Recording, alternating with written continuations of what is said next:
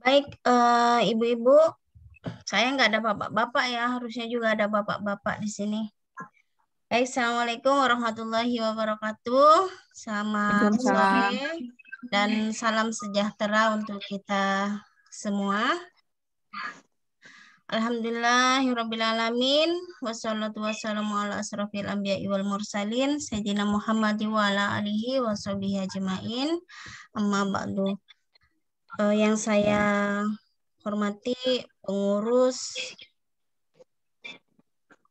klaster perumahan Puri Kencana, Ibu Bowo ya, Ibu Bowo dan Ibu Eka ya dalam hal ini. Terima kasih atas kesempatan waktu memberikan kepada saya untuk sedikit berbagi atau sedikit sharing ya ilmu yang saya miliki dan pengalaman yang mungkin ibu-ibu miliki lebih dari saya. Di sini saya tidak bermaksud menggurui, namun saya satu-satunya mungkin di sini warga yang tenaga kesehatan, namun sangat menyesal sekali karena saya memang tidak praktek ya, tetapi saya di pendidikan. Mudah-mudahan sharing kita pada sore ini membawa manfaat dan kita mawas diri lah intinya. Saya ambil ini adalah sebagian pengabdian masyarakat yang saya lakukan. Saya wajib dalam hal ini karena tidak bisa langsung turun ke lahan praktek sehingga saya bisa memberikan penyuluhan secara virtual.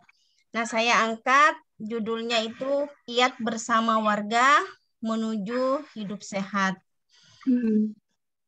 Baik, ibu-ibu, saya sampaikan pada situasi dan kondisi saat ini sering ya kita bukan hanya kita saja, mungkin semua orang, bahwa dengan bertambahnya usia ya tentunya kita di sini itu tidak semuanya umur-umur yang produktif. Tentunya pasti di atas 35 ke atas. Yang dinamakan produktif itu 21 sampai 35 tahun. Ya, 35 tahun ke sana itu sudah masa tua awal gitu ya. Artinya kita dengan bertambahnya usia kita, tentunya fungsi-fungsi tubuh kita itu akan menurun tentunya. Karena dengan adanya proses penuaan. Nah, proses penuaan ini tentunya kita tidak bisa pungkiri ibu-ibu. Kita akan mengalami semuanya. Ya, meskipun kita merasa lebih mudah, namun umur kita itu tidak bisa kita bohongin. Kita bekerja, ditambah tenaga kita akan capek. Mungkin yang saya rasakan seperti itu, mungkin ibu-ibu juga seperti itu. Nah, oleh karena itu, bagaimana kiat kita menuju hidup sehat, mungkin berdasarkan pengalaman nanti dan teori-teori yang akan saya sampaikan dan pengalaman-pengalaman yang akan ibu-ibu sampaikan nanti dalam sharing sore ini. Kemudian secara perlahan sistem kekebalan tubuh mulai melemah.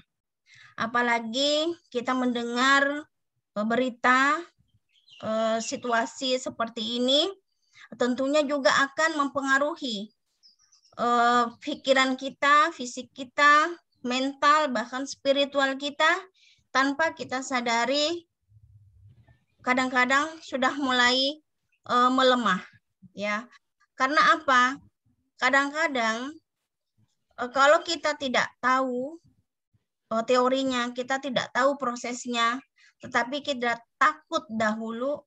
Nah, itu yang harus kita pahami, ibu-ibu. Kadang-kadang yang menonjol itu memang takutnya. Tapi saya saja sebagai tenaga kesehatan yang tahu teorinya, itu justru semakin takut. Ya, jadi justru semakin takut karena tahu mulai dari awal penyakit itu terjadi sampai akhirnya seperti apa.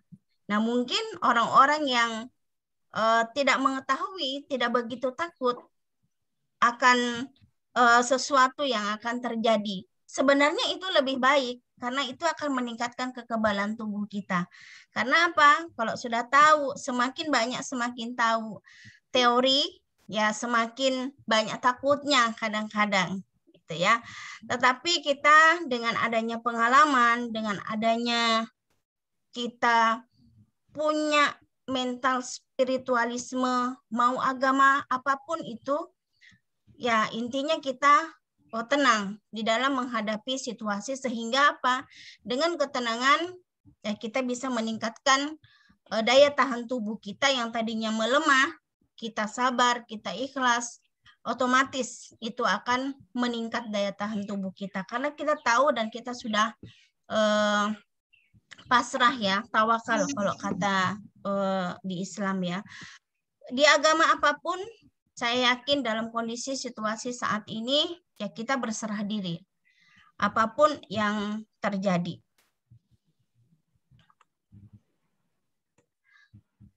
Kemudian, mengalami berbagai perubahan baik fisik maupun mental. Ya tentunya dengan ada berita-berita yang kurang enak, ya tentunya kita ya sedikit sedikit khawatir dan itu juga akan melemahkan daya tahan tubuh kita. Kemudian penyesuaian gaya hidup yang terutama bagi ibu-ibu atau bapak-bapak atau keluarga kita yang punya komorbid ya. Artinya penyakit bawaan. Ya, jangan sampai nanti kita saling mendukung, saling mensupport di dalam satu keluarga yang tadinya gaya hidup seperti merokok ya, contoh yang paling mudah yang paling sering kita temukan, kita coba sampaikan ayo kita kurangi merokok gitu ya. Itu yang harus kita lakukan untuk giat menuju hidup sehat. Dimulai di dalam keluarga, baru kita ke masyarakat, baru kita ke masyarakat yang lebih luas. Nah, dengan adanya pendahuluan ini, ibu-ibu, saya sampaikan bahwa semua orang, ya semua manusia itu berhak memiliki kesempatan untuk hidup sehat dalam waktu yang lama. Memang kalau secara teori, kita hidup mulai dari lahir sampai umur harapan hidup itu 65 tahun, 63 sampai 65 tahun. Tetapi kita boleh berharap itu lebih dari 65 tahun. Gitu ya. Bonus istilahnya. Itu ya, bonus usia, keberkahan usia. Nah, kita bisa lihat di sini ibu-ibu bahwa siapa sih yang mau seperti ini? Ya tentunya kita semua ya. Kalau kita lihat secara fisiknya, secara mentalnya, bapak dan ibu ini sudah nenek-nenek ya sekitar lebih dari 80, mungkin 80 sampai 85 tahun. Tetapi beliau ini masih aktif bergerak. Meskipun rambut ya penuaan itu sudah tergambarkan semuanya keriput, kemudian uban sudah hampir semuanya gitu dan kita akan mengalami seperti itu. Tetapi masih bisa beraktivitas, masih bisa tersenyum ya, masih bisa bahagia terlihat seperti ini. Nah, siapa yang tidak mau seperti ini? Kita semua mau. Nah, makanya setiap manusia itu kita berhak untuk memberikan harapan hidup yang lebih. Nah, bagaimana untuk mencapai seperti ini, ya, seperti yang ada di depan kita?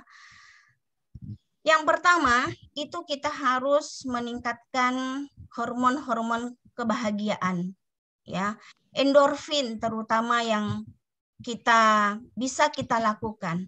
Ya, endorfin di sini ya. Ini sangat mudah ya. Karena zaman sekarang sulit sekali kita ketawa. Karena apa? Sudah beritanya serem-serem, kondisi lingkungan kita serem-serem ya. Mungkin kita mata kita tertekuk, kemudian kita sudah nggak bisa senyum lagi, khawatir ya. Itu yang mungkin yang tergambarkan ya. Nah, paling murah ini adalah hormon endorfin. Ya, hormon endorfin yang paling kita murah untuk kita keluarkan. Tertawa ibu-ibu. Ya, tertawa, tersenyum gitu ya. Dalam keluarga aja. Apa yang bikin tertawa, mungkin anak yang lucu, ya nggak apa-apa kita tertawa, itu akan meningkatkan hormon endorfin.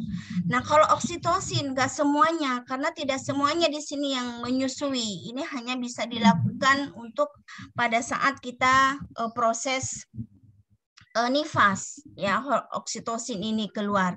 Tetapi ada baiknya juga kita melakukan kebaikan-kebaikan ya.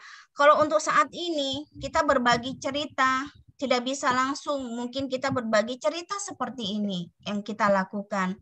Silaturahmi setiap bulan bisa kita lakukan. Ini untuk meningkatkan hormon oksitosin ya. Kemudian bersentuhan fisik, terus terang untuk saat ini kita tidak bisa kita lakukan untuk bersentuhan fisik. Tapi hal-hal untuk melakukan kebaikan, kita membantu sesama warga, yaitu bisa meningkatkan, kita berpikir untuk mencari solusi, yaitu dalam rangka kita menaikkan hormon-hormon oksitosin di dalam tubuh kita. Kemudian dopamin. Ya, untuk situasi saat ini kadang-kadang kita sudah masak enak, makan enak, tapi dengar situasi dan kondisi kadang-kadang kita nggak enak makan. Nggak cukup tidur kita, gitu ya. Mandi air hangat, boro-boro dari luar pengen cepat kita mandi, ya supaya badan cepat bersih, gitu ya. Nah, hal-hal yang salah satu yang bisa kita lakukan di sini, inilah Bu, yang kita harus tingkatkan, yang ada secara lahiriah, secara gratisan yang ada di dalam tubuh kita naikkan senyawa kebahagiaan dengan cara mendapatkan dopamin, endorfin, ya, kemudian serotonin, ya, atau serotinin, gitu ya. Nah, itu kita tingkatkan. Nah, ini yang bisa kita lakukan dari agama apapun. Saya kira untuk saat ini ya tidak ada alasan kita tidak menambah ibadah mungkin ya. Ibu-ibu di sini. Kemudian sinar matahari, kadang-kadang kita juga takut untuk keluar, ya sudah, kita dengan jalan beribadah. Ya. Baik. Nah, tips agar tetap sehat di masa pandemi, ya, agar sehat tetap di masa pandemi, untuk saat ini kita lakukan, kita wajib patuh terhadap protokol kesehatan aja dulu, ibu-ibu di sini ya. Di rumah saja. Kemudian aktivitas 30 menit, tidak harus keluar, tidak harus naik sepeda, tidak harus senam bersama. Ya, kita sebenarnya tangan kita pegangan tembok, kemudian kita seperti push up 5 menit ganti, nah itu sudah olahraga sebenarnya ibu-ibu. Untuk meningkatkan hormon-hormon yang ada di dalam tubuh kita supaya sirkulasi yang tadinya mendengar berita yang seperti apa, ketakutan, untuk menambah rileks tubuh kita. Itu yang bisa kita lakukan. Coba ibu mulai besok ya, pagi-pagi mungkin bangun tidur, tempelkan tangannya ke tembok, kemudian kaki agak berapa ya, kira-kira berapa derajat ya, 40 lah, 45 derajat, agak mundur, kemudian seperti push up. Jangan dipaksa kalau nggak kuat ya, kelihatannya sepele namun itu berat. keringatan juga ibu-ibu itu ya. Ditambah lagi ibu-ibu masak di rumah. Nah, itu sudah mengeluarkan keringat. Ya, tuh coba pagi-pagi tuh. Kemudian mengkonsumsi makanan sehat. Ya, cobalah kita mengurangi dulu yang sekiranya junk food ya, itu dikurangi dulu, bukan berhenti, tapi karena ini junk food ya untuk masa pandemi ini cukup membantu supaya tidak repot dan segala macam, itu cukup membantu gitu ya. Namun itu dikurangi ya. Saya harap itu dikurangi. Baik, kemudian mengurangi alkohol, gula, dan segala macam. Kemudian bekerja dari rumah, kalau bisa stop merokok atau mengurangi merokok. Ya, itu mungkin ibu-ibu yang bisa kita lakukan sejauh ini. Apapun yang terjadi kondisinya saat ini, mari kita bergotong royong bersama, saling membantu. Antara warga satu dengan warga yang lainnya itu tidak perlu merasa malu untuk menyampaikan kebutuhan yang diperlukan. Ya, kita siapa lagi Bapak Ibu di sini yang saudara kita kecuali tetangga kita yang pertama yang kita tahu gitu ya.